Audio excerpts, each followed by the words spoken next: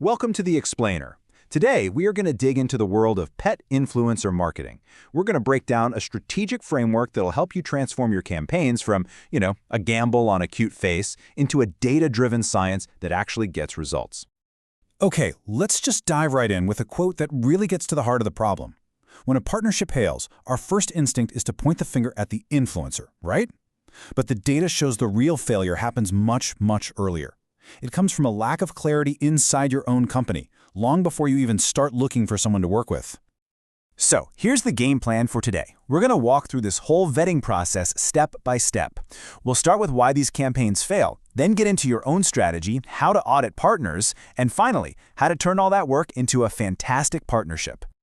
So to kick things off, let's just get this out of the way right now. Failed partnerships are almost never about bad influencers. They're about a bad fit. And that bad fit almost always happens because a brand didn't do the strategic work up front.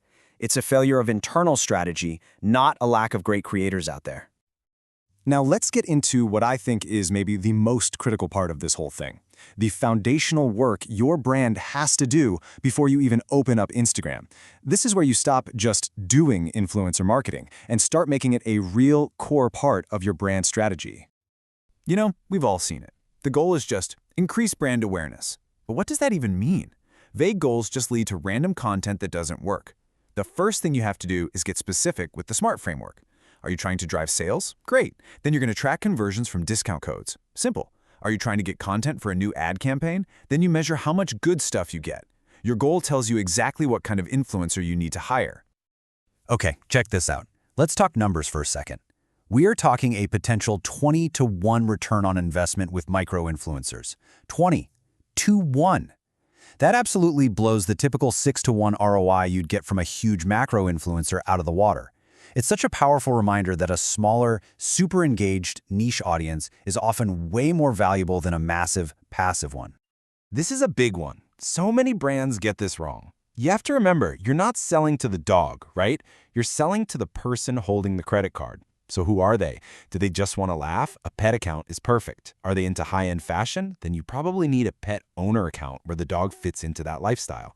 See how that works? The human you're targeting tells you exactly which type of account to look for. All right, so our internal strategy is locked in. Now comes the fun part, the audit. This is where we put on our detective hats and learn how to separate the real deal from, well, a whole lot of fake followers and bots. So here's what you're looking for. And seriously, for just a minute, forget the big follower number. Look at their growth chart. Does it look like a nice, steady climb? That's what you want to see. Does it look like a rocket ship taking off overnight? That is a huge red flag. Probably bot followers.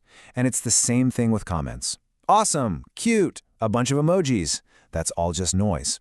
Real influence is in the comments where people are asking real questions, sharing their own stories. That's the gold. And the good news is, you don't have to do all this detective work by yourself. There are some amazing AI-powered tools out there that can do the heavy lifting for you. They're going to be your best friend for quickly weeding out the fraudulent accounts. What you're really looking for is a credibility score of 80 or higher. That's a good sign you're investing in a real audience. At the end of the day, it all comes down to this one simple rule: quality over quantity. Every single time. I'd take 50 real questions about a product over 500 nice pick comments any day of the week. You have to actually read the comments. Is the creator in there talking to people, answering questions? That back and forth, that's the sign of a real trusting community. Okay, so we've done the math, we've checked the data, we know the audience is real. Now we get to the art of it. Making sure the vibe, the story, the values, all of it aligns perfectly with your brand. This is such a fascinating point, and it's a super important one to get. Scientifically speaking, breed-specific food is kind of a marketing gimmick. A dog just needs food for its size, age, and activity level. But from a marketing perspective, breeds are a powerful shortcut. A golden retriever just screams family. A husky screams adventure. You're not marketing to the dog's stomach, you're marketing to the human's heart and what they think that breed means. But you know what's even more powerful than a breed? A story. A unique, individual story. Think about it. The rescue narrative instantly connects with values like compassion. A senior dog story is a beautiful, authentic way to talk about something like joint health. These personal stories, they connect with people on a whole other level, way deeper than just, hey, that's a cute corgi. All right, let's talk about something that gets missed all the time, and it is an absolute deal breaker: geographic validation. Seriously, you can nail everything else, but if their audience is in the wrong place, your campaign is toast before it even starts. So here's the classic mistake.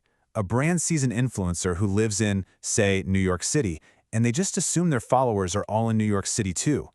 So let me ask you, what do you think really matters for a campaign's success?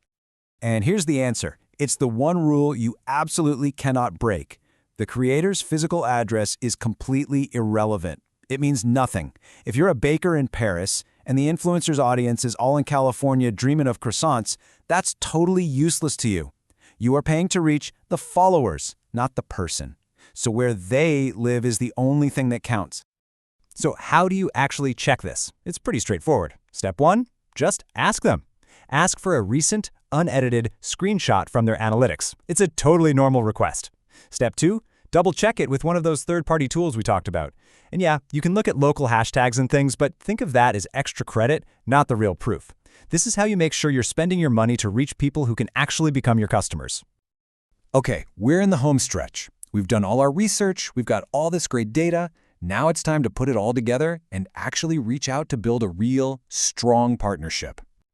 You know, a really smart way to make this objective is with a scorecard. It helps you take that gut feeling and turn it into hard data.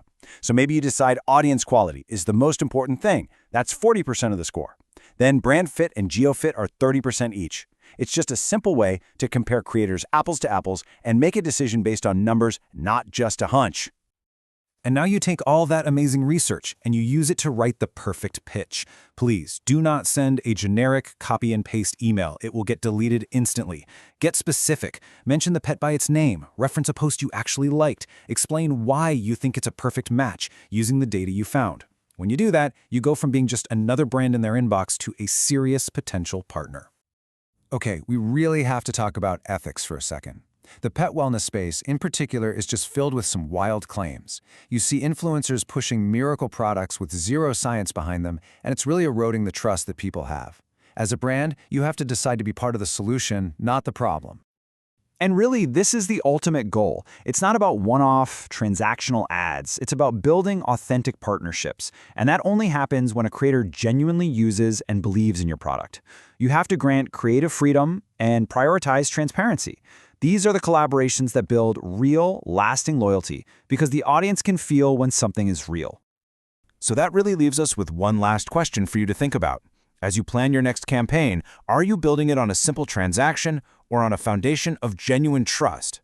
By applying this strategic framework from your own internal strategy all the way to an ethical partnership, you can make sure every collaboration doesn't just deliver results, but actually strengthens your brand for the long run.